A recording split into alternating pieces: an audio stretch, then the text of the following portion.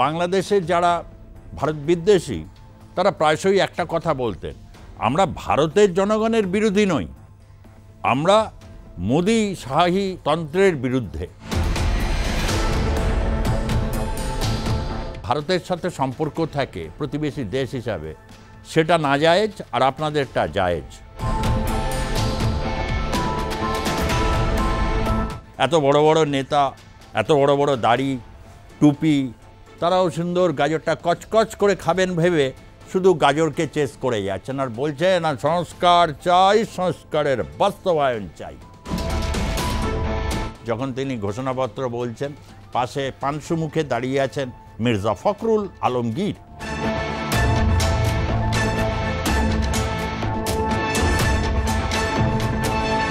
স্যারেরা হচ্ছে দুষ্টু বালকদের যারা ছাত্র তাদেরকে উস্কাতে থাকে, আর ভালো ছেলেগুলোকে তাদেরকে বলে বাবু ভালো করে পড়াশোনা করো, তোমাদেরই তো দেশ চালাতে হবে, এইভাবে তাদের উপর একটা রাখেন।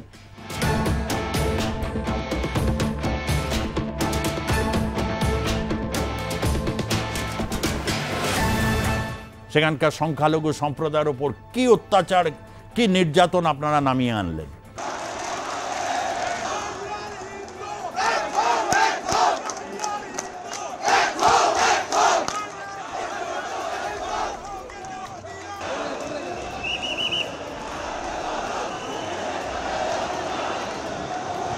জুলাই ঘোষণাপত্র নিয়ে আমি অনেকবার নানা সংশয়, কখনো কখনো ঠাট্টা বা বিদ্রূপ করেছি।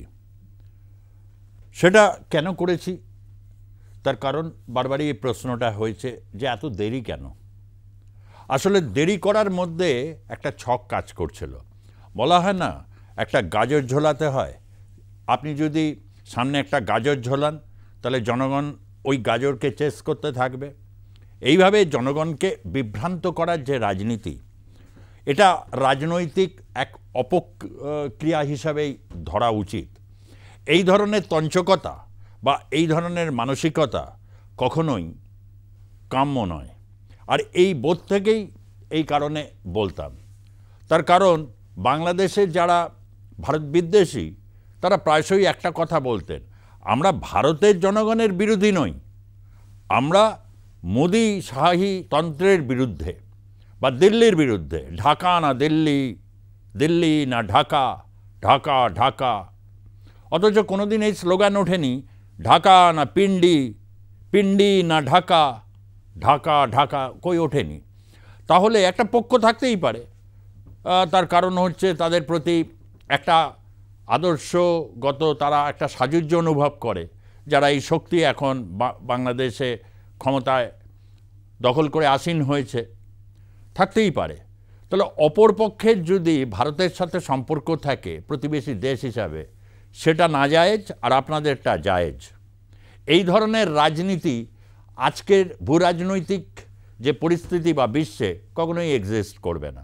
কারণ রাজনীতির চলাচল কখনো একমাত্রিক নয়, বহুমাত্রিক। এই বহুমাত্রিকতার বিষয়ে যে একটা ডায়ালেকটিক্স কাজ করে, সেসব বিষয়ে বেশিরভাগ বাংলাদেশের এই মুহূর্তে ক্ষমতাসীন রাজনৈতিক দল অন্ধ। তবে ডক্টর ইউনূসকে কেন এত সমালোচনা, কেন তাকে সমালোচনা করা হয়? তিনি কিন্তু এগুলো বোঝেন, ডায়ালেকটিক্স বোঝেন, তিনি জেন্ডার অ্যাপ্রোচ বোঝেন, নারী স্বাধীনতার প্রশ্নে কি অবস্থান নেওয়া উচিত একটা রাষ্ট্রের, বিশেষ করে পাশ্চাত্য দুনিয়া যেভাবে আর কি নারীর ক্ষমতায়নকে দেখতে চায়, সেসব তো তিনি খুব ভালো মতো জানেন। তিনি নিজে গ্রামীণ ব্যাংকের যে সাফল্য পেয়েছিলেন নারী শক্তির উপর ভর করেই, তাই তিনি এগুলো বোঝেন। অথচ ইসলামিক শক্তি যেটা মানবে না সেটাও তিনি জানেন। তাই দুজনকে কী সুন্দর ব্যালেন্স করলেন কীভাবে না, গাজর ঝুলিয়ে। আর এরাও ঠিক তেমনি, এত বড় বড় নেতা, এত বড় বড় দাড়ি টুপি, তারাও সুন্দর গাজরটা কচকচ করে খাবেন ভেবে শুধু গাজরকে চেস করে যাচ্ছেন আর বলছেন না সংস্কার চাই, সংস্কারের বাস্তবায়ন চাই। জুলাই ঘোষণাপত্র চাই চাই দিয়েছেন। 1 বছরে জুলাই ঘোষণাপত্র 1 বছর নিয়ে ক্ষমতায় আসীন থেকে ইতিহাসের নাম তুলেছেন ডক্টর ইউনূস। তারপর যারা ভবিষ্যতে ইতিহাস নিয়ে গবেষণা করবেন, সমাজতত্ত্ব নিয়ে গবেষণা করবেন, তারা তখন বুঝে নেবেন যে ডক্টর ইউনূস আসলে কোন পরিপ্রেক্ষিতে, কেন, কোন কোন বিদেশি শক্তি তাকে বসিয়েছে, সবই তো জলের মতো পরিষ্কার অনেকের কাছে। আর সাধারণ মানুষ এই 1 বছরে কী পেলেন? প্রথমে এক এক করে যদি দেখা যায় ঘোষণাপত্রে, যদিও ঘোষণাপত্রে এসব থাকে না, ঘোষণাপত্রে থাকবে হচ্ছে 92% মধ্যে যারা হচ্ছে প্রকৃত, যাদের কাছে হচ্ছে নানা রকমভাবে স্তোক বাক্য দেওয়া যায়, তাদেরকে খুশি করার জন্য বেশ কিছু এরকম ঘোষণা দেওয়া হয়েছে এবং এই ঘোষণাপত্র নিয়ে মতান্তর রয়েছে। কালকের একটি অসামান্য দৃশ্য গোটা বিশ্বের কাছে এটাও ফ্রেমবন্দি হয়ে রইল। সেই ফ্রেমটা হচ্ছে এই, যখন তিনি ঘোষণাপত্র বলছেন, পাশে পানসু মুখে দাঁড়িয়ে আছেন মির্জা ফখরুল আলমগীর। মির্জা ফখরুল আলমগীর একজন বিশিষ্ট সজ্জন ব্যক্তিত্ব, বাংলাদেশের রাজনীতিতে তিনি ভালো কথা বলেন, সাংবাদিক সম্মেলন দুর্দান্ত করেন, সাংবাদিকদের সাথে খুব ভালো সম্পর্ক, তাকে শ্রদ্ধা করেন, ভালোবাসেন, কিন্তু তিনি বিভিন্ন দিককে তাকে সামজে বুঝিয়ে চলতে হয়। তিনি ভাবছেন যাক 1 বছর পরে এটা এসেছে, কিন্তু নির্বাচনটার দিন ঘোষণা যে সময় করেছে একদিকে ভালো, কিন্তু সব ভালোর মধ্যে থেকেও কোথাও একটা মনে যেন কারোরই স্বস্তি নেই। আসিফ নজরুল বলে দিলেন ফেব্রুয়ারি মাসে তো নির্বাচন, নির্বাচনে তো তিনি আর দাঁড়াবেন না, দাঁড়ালে হয়েছে জামানত জব্দ হবে, কারণ নির্বাচন করেইনি জীবনে। কীভাবে রাজনীতি করতে হয়, রাজনীতি যে হচ্ছে মাঠে ময়দানের একটা রাজনীতি, জনগণের সঙ্গে থেকে নানা ঝড়ঝাপটা সামলানোর বিষয়, সেসব তো করেননি। ইউনিভার্সিটি দাপিয়ে বেরিয়েছেন, মাসগালে মাইনে পেয়েছেন, আর হচ্ছে ছাত্রদের উস্কেছেন। ছাত্রদের কাছে জনপ্রিয় হতে গেলে স্যারেরা কি করেন? চিরকালই তো এটা দেখা যায়, স্যারেরা হচ্ছে দুষ্টু বালকদের, যারা ছাত্র তাদেরকে উস্কাতে থাকে, আর ভালো ছেলেগুলোকে তাদেরকে বলে বাবু ভালো করে পড়াশোনা করো, তোমাদেরই তো দেশ চালাতে হবে, এইভাবে তাদের উপর একটা রাখেন। কেউ কেউ জানেন যে তারই মতো বা তার পদাঙ্ক, তাদের কিছু কিছু উত্তর যারা সুরি রয়েছেন তাদেরকে পদাঙ্ক অনুসরণ করে কেউ কেউ বিদেশে চলে যাবে, আর যারা পড়ে থাকবে এই রাজনীতি করে এই সেই করে মোটামুটি খেয়ে পড়ে ভালোভাবে থাকতে পারবে। আসিফ নজরুল হচ্ছে এই তত্ত্বের প্রবর্তক এই মুহূর্তে দাঁড়িয়ে। তারপর আছেন ফারুকী সাহেব, চিত্র পরিচালক ছিলেন, শ্রদ্ধা করতাম ছবি নিয়ে। এখন দেখতে পাচ্ছি যে চিত্র পরিচালনা করে শুধু খায়েশ মেটেনি, তার সাথে হচ্ছে এবার ক্ষমতায় আসীন হতে হবে। ক্ষমতায় আসীন হতে গেলে নির্বাচনের টিকিট পেতে হবে। খুব শেখ হাসিনার সাথে পর্তায় মনে হয় পোষায়নি, বা শেখ হাসিনা যারা এরকম ধরনের মানুষ হন, বা বলা যেতে পারে ক্ষমতায় থাকেন, কেউ কেউ যাদেরকে ফ্যাসিস্ট বলে, কেউ কেউ মেগালোম্যানিয়াক বলে, কেউ কেউ বলেন হচ্ছে এরকম নানা রকম বৈশিষ্ট্য তাদের মধ্যে থাকে, তো অস্বাভাবিক কিছু নয়। তাদেরকে মানে এরকম আছে না, তাদেরকে যে বেশি গালাগালি করে তাকে আবার তারা বেশি ভালোবাসে। আবার কেউ কেউ আছে প্রচুর তেল দেয়, তাদের উপর যখন তখন যা ইচ্ছা বলে দেয়, মানে একটু তেলটা বেশি হয়ে গেলে পাটা যদি হড়কে পড়ে যায়, সেই জন্যে হয়তো তাদের মেজাজ তিরিক্ষি হয়ে যেতে পারে। ফলে এদের একটু মন বুঝে চলতে হয়।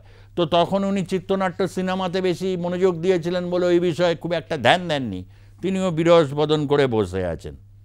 তারপর সবাইকে দেখছি কারোর মুখে কোনো হাসি নেই। এত বড় একটা সনদ বলে কথা, বিপ্লবের সনদ জারি হচ্ছে 1 বছর পরে হলেও, বেটার লেট দ্যান নেভার, কিন্তু কারোর মুখে কোনো হাসি নেই। হাসি থাকার কথাও ছিল না। আর এই কারণেই অনেকে শুরু থেকে বলতাম এর কোনো মানেই নেই, মূল্যও নেই। আসল হচ্ছে আপনারা কি পারলেন? যে সংস্কার কথা বলেছিলেন বা জুলাই ঘোষণাপত্রকে সাংবিধানিক স্বীকৃতি দিতে হবে, মানে সংবিধানের মধ্যে অন্তর্ভুক্ত করতে হবে, একদম প্রিয়াম্বেলের মধ্যে, এরকমই তো চেয়েছিল এনসিপি বলুন, জামাত বলুন। এত ব্যাটারি খরচা করলো, এত অশ্বশক্তি প্রয়োগ করলো, এত মানে হর্স পাওয়ার বিশিষ্ট রাজনৈতিক দল, কোথায় কি বলা হচ্ছে এটা হবে।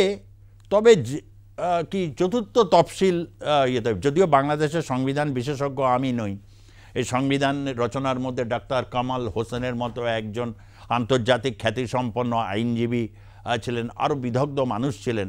তার কারণ 1972 সালে যখন সংবিধান তৈরি হচ্ছে তখন শেখ মুজিবুর রহমান জীবিত, এবং স্টলওয়ার্ড যারা ব্যক্তিত্ব তারা জীবিত। তারা তো আর হচ্ছে এরকম হচ্ছে তুলোর মতো হালকা ব্যক্তিত্ব নয়, তারা রীতিমতো হচ্ছে পাহাড়ের মতো ওজনদার সব ব্যক্তিত্ব। তো সেই সংবিধান তো তৈরি হচ্ছে, ভারতে যেরকম সংবিধান তৈরি হয়েছিল 1950 সালে, 47-এ দেশ স্বাধীন হবার পর 3 বছর কনস্টিটিউয়েন্ট অ্যাসেম্বলি তৈরি হয়েছিল, বিভিন্নভাবে ডিবেট হয়েছে, তারপর সংবিধান গৃহীত হয়েছে, যার নেতৃত্ব দিয়েছিলেন ডাক্তার ভীমরাও বাবা সাহেব আম্বেদকর। এই তো অগাস্ট মাসেরই ঘটনা ছিল 1947 সালে। তখন দ্বিজাতি তত্ত্ব এই সমস্ত হয়তো দেশ তো ভাগ হয়ে গেছে, রক্তস্নাত একটি দেশ, সে তার সংবিধান প্রণয়ন করছে। সংবিধান প্রণয়ন হবার পর 52 সালে নির্বাচন হয়েছে, তারপর ভারতবর্ষে 100 বার সংবিধান সংশোধিত হয়েছে, পরিমার্জিত হয়েছে। এইভাবেই তো ধারা এগিয়ে চলে। আর এরা বলছে সংস্কার হবে, সংস্কারের বাস্তবায়ন হবে, তারপর ভোট হবে। সে গুড়ে বালি, ভোট হবে ওইভাবে। ওয়েস্টের কাছ থেকে সাহায্য নেব, যাদাবাদ তো দিয়ে দিয়েছ, তারা তো নিশ্চয়ই একেবারে রাষ্ট্রপুঞ্জ অফিস করে ফেলেছে। তারপর হচ্ছে চট্টগ্রামে বা ওই সব জায়গাগুলোতে যে বেস বা হচ্ছে সেন্ট মার্টিন, যেতে পারে বাংলাদেশের লোক। দুদিন পরে নির্বাচনে দাঁড়িয়ে হেরে গেলে ওই নাহিদ ইসলামও যেতে পারবে না ওখানে, যেতে গেলে হচ্ছে তখন চেকিং হবে, এখানে ঢোকা যাবে না। তো কী লাভটা হয়েছেটা কি? প্রকৃত সংস্কার, প্রকৃত বিপ্লব দাঁড়িয়ে থাকে হচ্ছে জনগণের স্বতঃস্ফূর্ত অংশগ্রহণের মধ্যে। জনগণকে অনেক সময় বিভ্রান্ত করা যায়।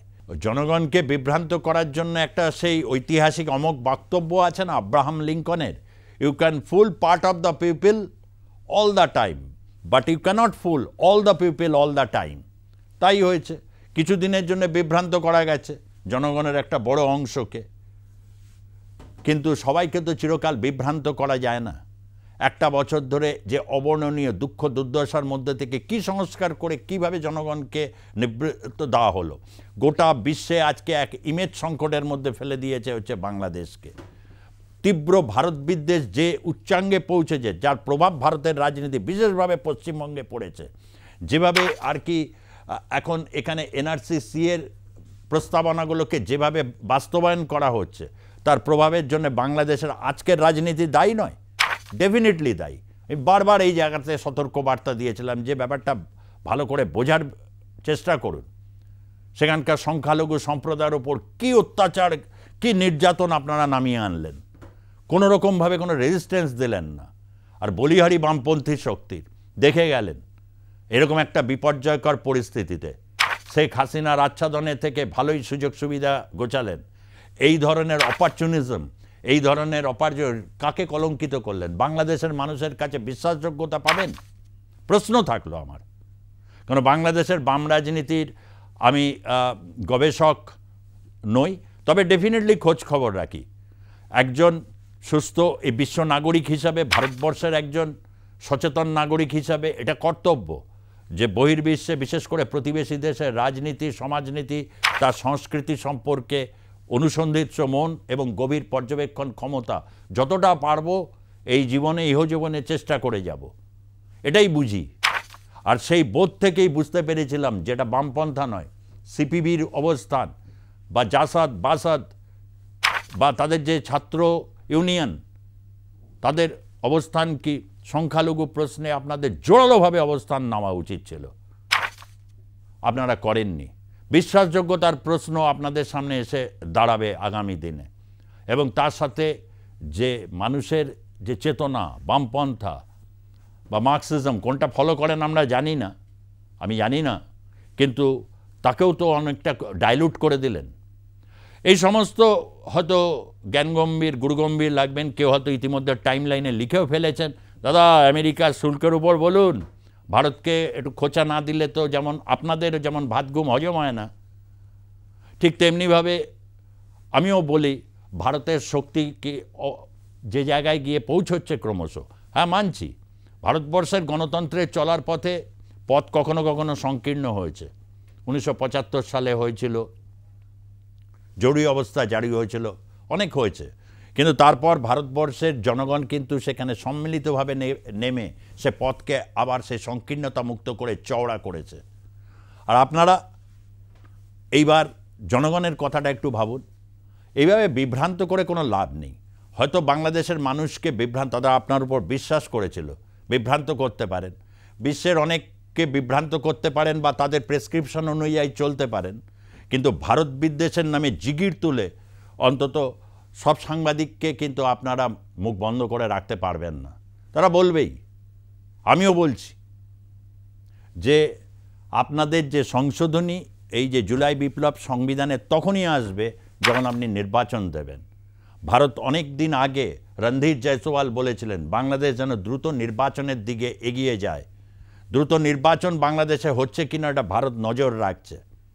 নজরদারির অনেক রকম ফর্ম থাকে, তাই নির্বাচন আপনাদের দিতে হবে। নির্বাচনের দিনক্ষণও ঘোষণা করেছেন। খুব কষ্ট হচ্ছিল ওটা বলতে গিয়ে, ডক্টর ইউনূসের গলায় রীতিমতো কাঁপছিল।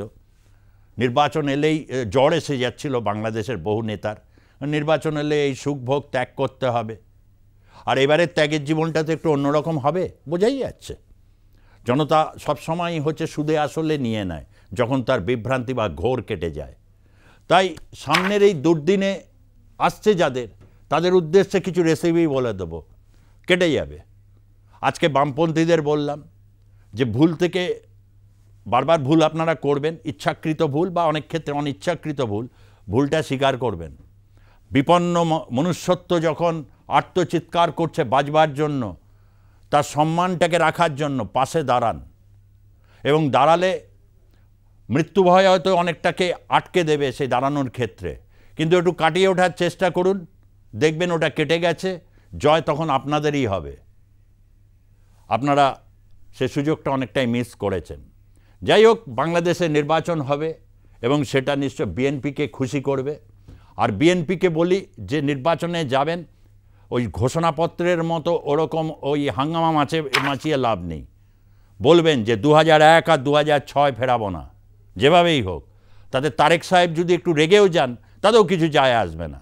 অন্তত দৃঢ়চিত্তভাবে দাঁড়িয়ে বলুন যে 2001 আর 2006 ফেরাবো না, আর ভারত বিদ্বেষে মাত্রাতিরিক্ত ঘি ঢালবো না। অন্তত এটা করবেন, তাহলে দেখবেন আপনাদের ভালো হবে। আজকে এই পর্যন্তই থাকছি। অগাস্ট মাস, ক্রান্তি মাস, একের পর এক আপনাদের কাছে বিভিন্ন তথ্য সম্মিলিত এরকম ভিডিও নিয়ে আসব। ভালো লাগলে অবশ্যই সাবস্ক্রাইব করবেন, সমালোচনা অবশ্যই করবেন। চাইলে গালাগালি দিতে পারেন, কোনো অসুবিধা নেই, কেন গালাগালি খেতে খেতে সহ্য হয়ে গেছে। আর অবশ্যই ভালো লাগলে লাইকটাও দেবেন। ধন্যবাদ, নমস্কার।